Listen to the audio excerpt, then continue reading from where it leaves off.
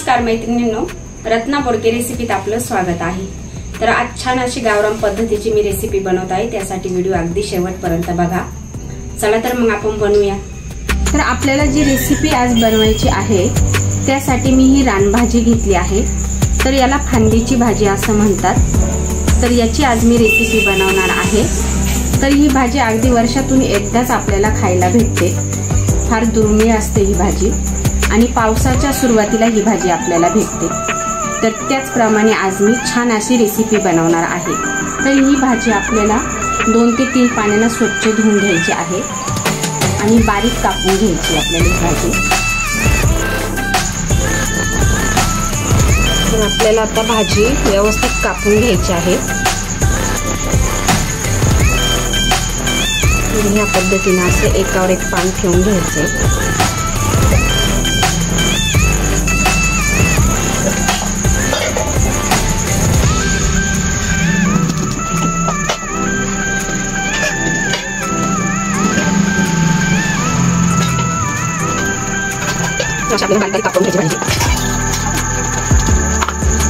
अशा पद्धतीने सर्व भाजी कापून घ्यायची।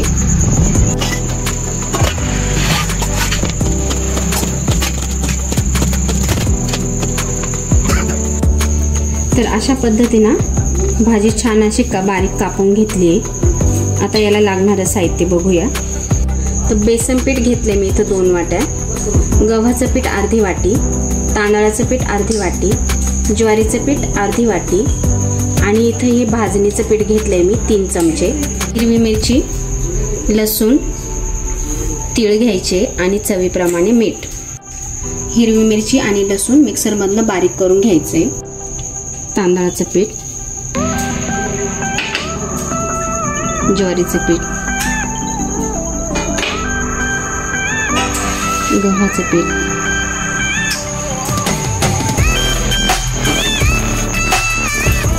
आणि भाजणीचं पीठ घालायचं। बेसन पीठ घ्यायचे।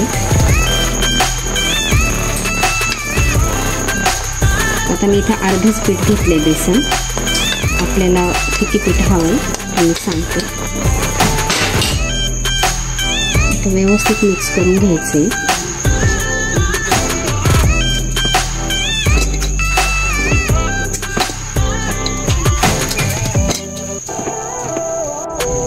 आता हे उरलेलं बेसन पीठ सर्व घ्यायचे आपल्याला।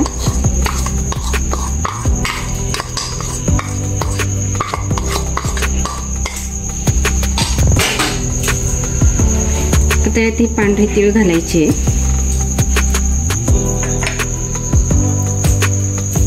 लसूण आणि हिरवी मिरची दळून घेतलेली,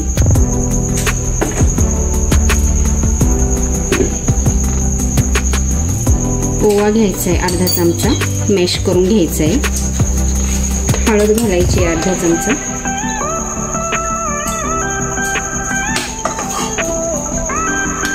आणि चवीप्रमाणे मीठ घालायचे।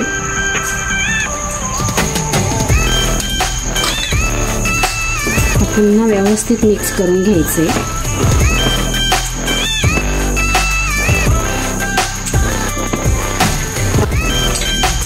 आता थोडं थोडं पाणी घालून आपल्याला व्यवस्थित मिक्स करून घ्यायचे।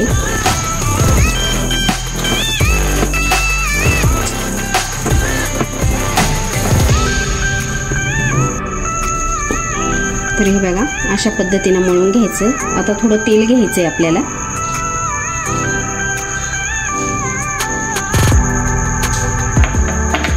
आणि व्यवस्थित मळून घ्यायचंय पुन्हा।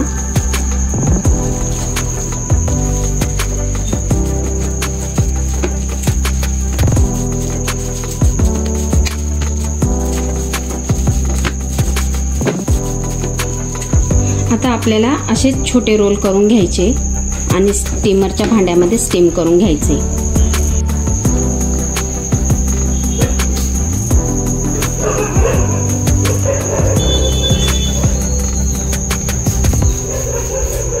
असे रोल करून घ्यायचे आपल्याला।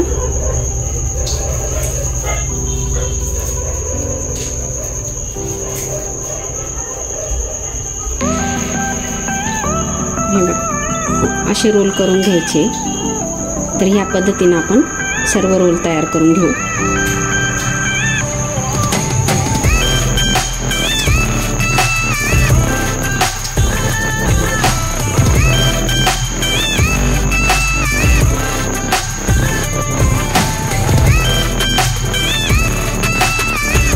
तर हे बघा अगदी व्यवस्थित आपले रोल करून झाले। आता आपण स्टीम करून घेऊया। आता आपण प्लेटला व्यवस्थित तेल लावून घेऊ।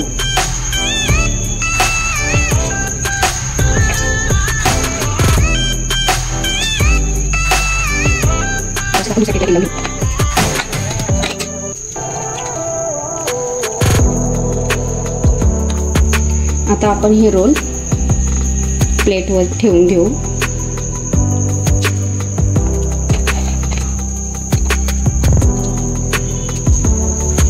आता आपण स्टीम करून घेऊया। तर पाणी मी अगोदरच गरम होत ठेवलं होतं। आता आपण ही प्लेट व्यवस्थित त्यात ठेवून देऊ।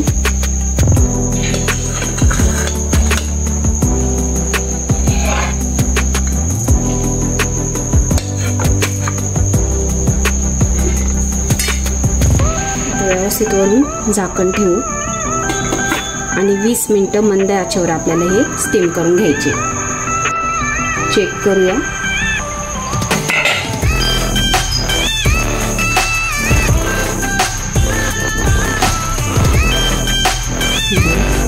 छान अशी शिजल्या गेली।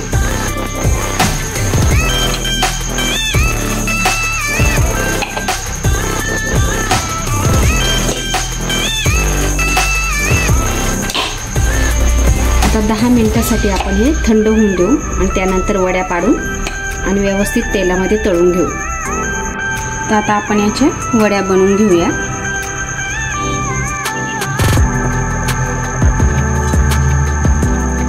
अशा जास्त जाड पण नाही आणि जास्त पातळ पण नाही, मीडियम अशा वड्या बनवून घ्यायच्या आहे। तर अशा पद्धतीने आपण सर्व वड्या तयार करून घेऊ।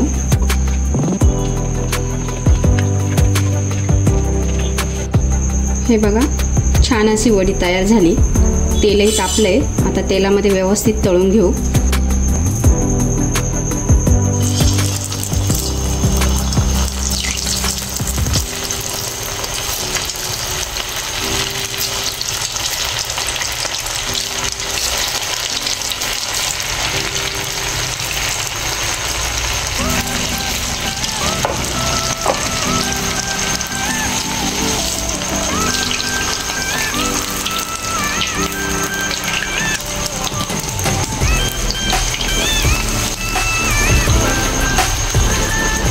ती व्यवस्थित आपल्याला तळून घ्यायचे आहे, छान असा सोनेरी कलर येईपर्यंत।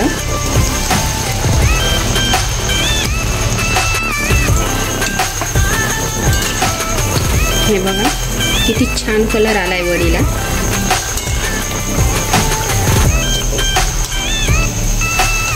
काढून घेऊया।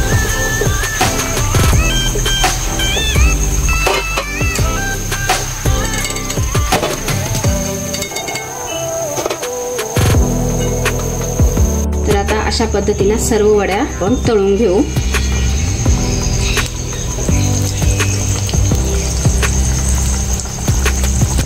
तर ह्या वड्या खायला खूपच छान लागतात। तर आमच्या नाशिक भागामध्ये याला फांदीची भाजी असं म्हणतात। तर तुमच्याकडे काय म्हणता हे मला कमेंट्स मध्ये कळवा।